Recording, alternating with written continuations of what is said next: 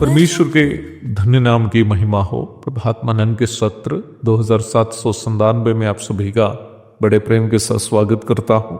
आइए आज को मनन के लिए हम पढ़ते हैं प्रकाशित वाक्य अध्याय 3 पद 22। जिसके कान हो वह सुन ले कि आत्मा कलीसियाओं से क्या कहता है।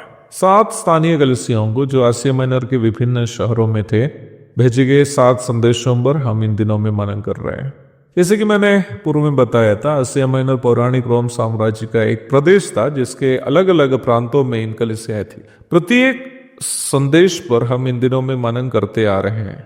आप यहाँ ये बात ध्यान दिए होंगे कि एक प्रदेश में स्थित अलग अलग स्थानीय कलीसिया अपने आप में स्वतंत्र थी। इनमें से कोई भी कलीसिया किसी दूसरी कलीसिया के अधीन में नहीं थी।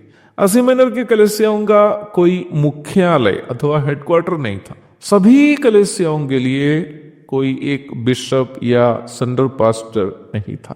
प्रत्येक कलीसिया अपने आप स्वतंत्र थी। यदि सभी कलीसियाएं कोई एक केंद्रीकृत मानुषिक शासन के अधीन होते तो प्रत्येक कलीसिया को अलग अलग संदेश भेजने की जरूरत नहीं पड़ती। हाल में आप शायद सुने होंगे कैथोलिक समुदाय के मुखिया पोप ने दुनिया भर के कैथोलिक समुदाय के सदस्यों के लिए एक आदेश जारी किया कि कोई मरियम से प्रार्थना या आराधना नहीं करे। उनका एक संदेश सभी कैथोलिक के लिए काफी था, क्योंकि यदि आप कैथोलिक समूह के भाग हो तो उसका मानसिक नेतृत्व यदि सही बात बोले तो वे सही मानेंगे, यदि वे गलत बोले तो गलत मानेंगे। प्रत्येक स्थानीय कलीसिया पोप के आदेश के विरोध में अलग अलग निर्णय नहीं ले पाएगी, परंतु स्थानीय कलीसिया यदि स्वतंत्र हो तो प्रत्येक कलीसिया को यीशु मसीह की ओर देखते हुए वचनानुसार संचालन करने का, निर्णय लेने का स्वतंत्रता प्राप्त हो जाता है। आसिया माइनर के 7 कलीसियाएं 7 प्रकार के स्वभाव दिखाने का कारण निम्न स्वतंत्रता था। निम्न स्वतंत्रता के सकारात्मक परिणाम पर चर्चा करते समय हम ये भी नहीं भूले कि वचन ये सिखाता भी है कि हमें कलीसियाओं के बीच का वचनानुसार का एकता बनाए रखना चाहिए। सभी कलीसियाओं के लिए अलग अलग संदेश प्रभु भेजने पर भी कलीसियाएं ये नहीं भूले कि सभी कलीसियाओं से बात करने वाला और सभी कलीसियाओं पर निगरानी करने वाला और सभी कलीसियाओं की अगुवाई करने वाला केवल और केवल प्रभु यीशु मसीह ही है। कलीसिया का एकमात्र सिर और स्वामी प्रभु यीशु मसीह है। इफिसियों अध्याय 1 पद 22 और 23 और कुलोस्सी अध्याय 1 पद 18। प्रत्येक स्थानीय कलीसिया अगुओं के द्वारा वचनानुसार अगुवाई की जानी चाहिए और अगुओं को यह समझकर कलीसिया की अगुवाई करनी चाहिए कि वे प्रधान रखवाला प्रभु यीशु मसीह से, जो कलीसिया का स्वामी है, हिसाबदेही है।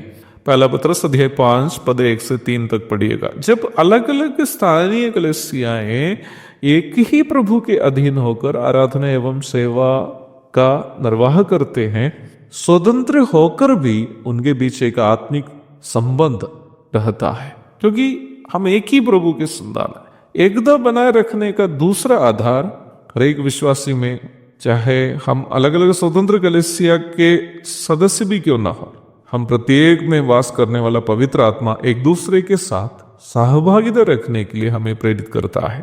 पहला कुरिन्थियों अध्याय 12 पद 12, इफिसियों अध्याय 4 की 1 से 13 तक पढ़िएगा। इफिसियों की पत्री के अध्याय 4 आत्मा में हम बनाए रखने की एकता के बारे में हमें समझाता है। पूरा उस अध्याय प्रत्येक विश्वासी अवश्य मनन करना चाहिए। कलीसियाओं के बीच एकता का तीसरा महत्वपूर्ण आधार उपदेश है। हम अलग अलग स्वतंत्र स्थानीय कलीसिया होने पर भी यदि प्रत्येक स्थानीय कलीसिया वचन का सही उपदेश के प्रति विश्वास योग्य रहेगी तो उस उपदेश के कारण अलग अलग कलीसियाओं के बीच स्थानीय कलीसियाओं का स्वतंत्रता का अंगीकार करते हुए भी एक दूसरे के साथ सहयोगिता एवं सहभागिता रखने में कोई कठिनाई नहीं होगी।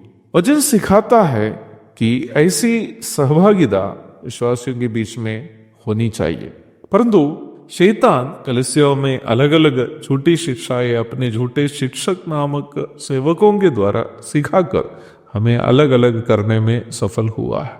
प्रकाशित वाक्य के अध्याय 2 और 3 में दिए गए प्रत्येक संदेश से यदि आप गुजरेंगे तो वचन की सही शिक्षा की ओर लौट कर आने का एक आह्वान प्रभु प्रत्येक कलीसिया को देते हुए आप देख सकते हैं।